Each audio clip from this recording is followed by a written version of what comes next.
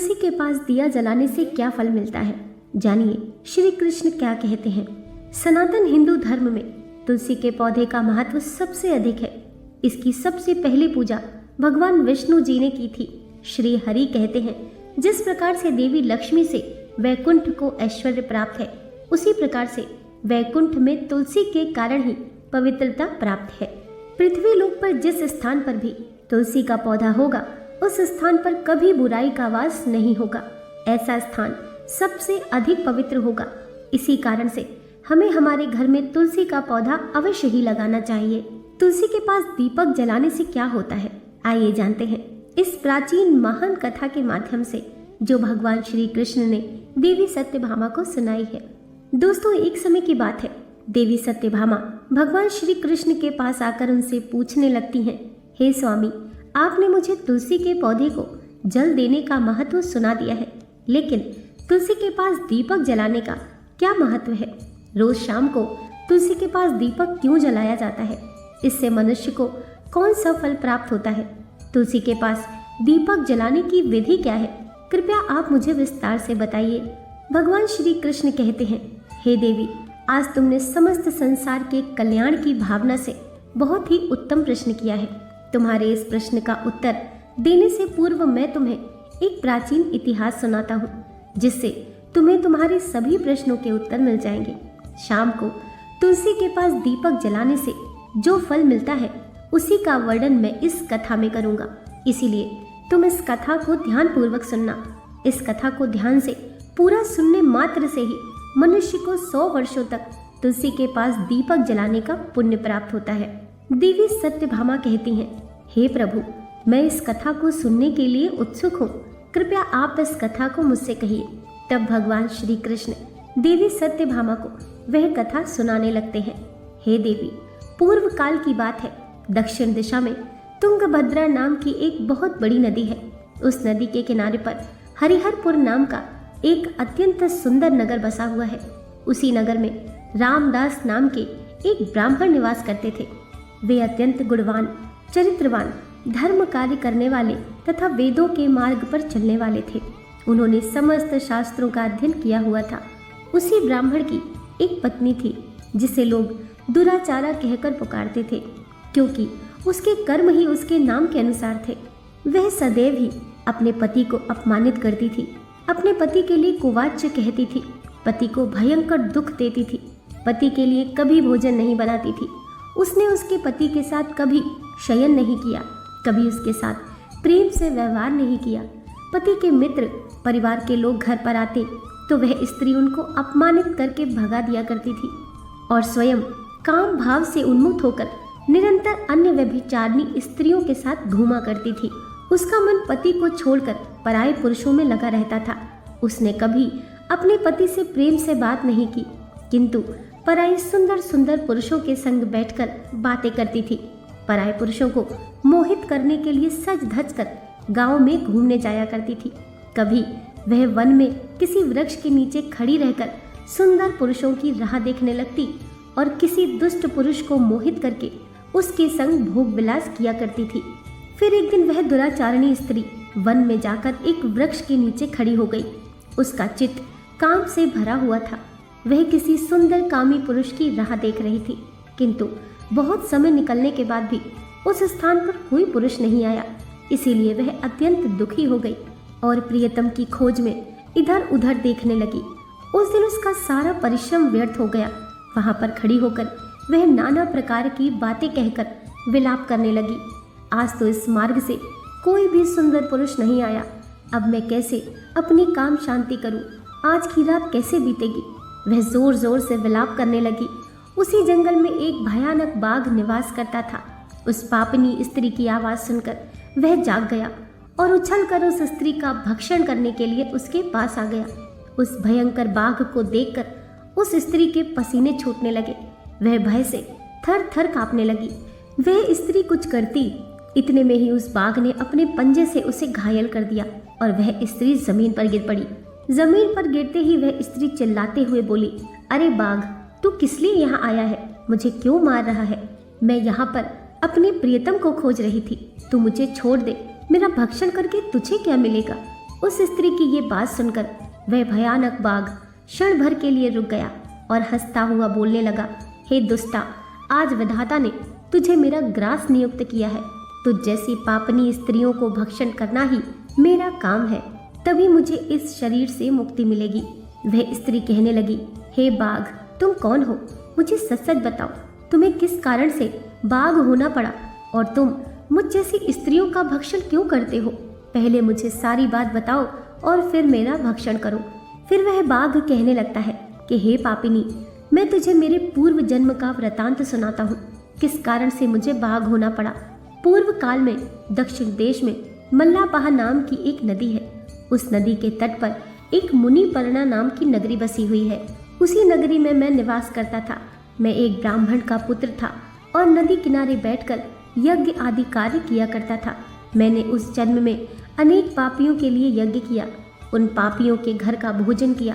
मैंने धन के लोभ से अनेक पापियों के लिए कार्य किए। जिन वस्तुओं का दान ब्राह्मण को नहीं लेना चाहिए, उन वस्तुओं का दान भी मैंने ग्रहण किया और आरण लेने के बहाने से दूसरों से धन लेता था, लेकिन कभी वापस नहीं करता था। इस प्रकार से पाप करते हुए मुझे बहुत साल बीत गए और मैं बूढ़ा हो गया। मेरे बाल सफ़ेद हो गए, आंखें सूज गई, मुंह के सारे दांत गिर गए, लेकिन फिर भी मेरी दान लेने की आदत नहीं छूटी और मैं पाप करता गया। फिर एक दिन मैं धन के लोभ से नदी किनारे गया और अन्य धूर्त ब्राह्मणों के साथ मिलकर हमने लोगों को ठगा।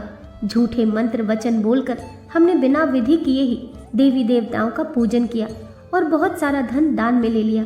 फिर उसी स्थान पर एक बीमार कुत्ते ने मेरे पैर में काट लिया और मैं मूर्छित होकर गिर पड़ा। उसी क्षण मेरे प्राण चले गए। फिर यम के 2 दूत उस स्थान पर प्रकट हुए और मुझे पकड़कर यमपुरी ले गए। वहां पर यमराज ने चित्रगुप्त से मेरे कर्मों का लेखा जोखा निकालने के लिए कहा।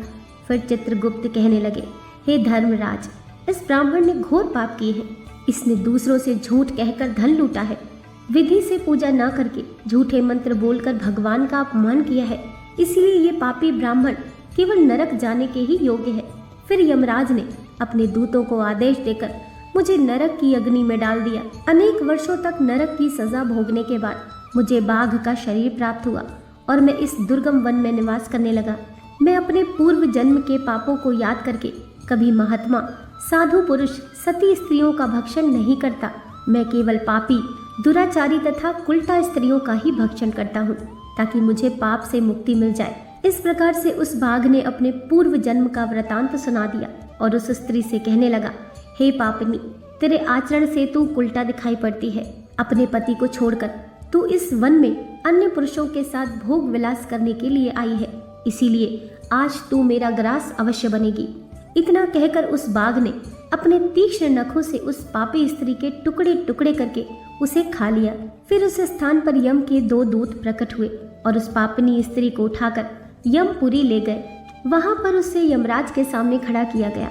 फिर चित्रगुप्त ने उस स्त्री का लेखा जोखा निकालते हुए यमराज से कहने लगे, हे धर्मराज, ये स्त्री तो अत्यंत पापिनी है। इसने घोर पाप किए हैं। इसने व्यभिचार किया है। इसने अपने पति की कभी सेवा नहीं की। अपने पति को भूलकर पराये पुरुषों के साथ भोग विलास किया करती थी। इसके पापों को सुनकर यमराज ने उस स्त्री को अग्नि से भरे हुए कुंडों में डालने का आदेश दिया। अनेक वर्षों तक उसे उस कुंड में पकाया गया। फिर उसे निकालकर रौरव नामक नरक में डाल दिया गया। इस प्रकार से उसे अनेक वर्षों तक अलग अलग नरकों में डाला गया और नरक में कष्ट भोगने के बाद वह महापापिनी स्त्री पुनः पृथ्वी लोक पर आकर चंडालिनी के रूप में उत्पन्न हुई। चांडाल के घर में जन्म लेकर वह फिर से अनेक पाप करने लगी, व्यभिचार करने लगी, अनेक पापी पुरुषों के संग विहार करने लगी। फिर कुछ समय बाद पूर्व जन्म के पापों के कारण उसे कोढ़ का रोग हो गया और वह भयानक पीड़ा सहन करने लगी। उसका अंग अंग जलने लगा, उसके नेत्रों में पीड़ा होने लगी।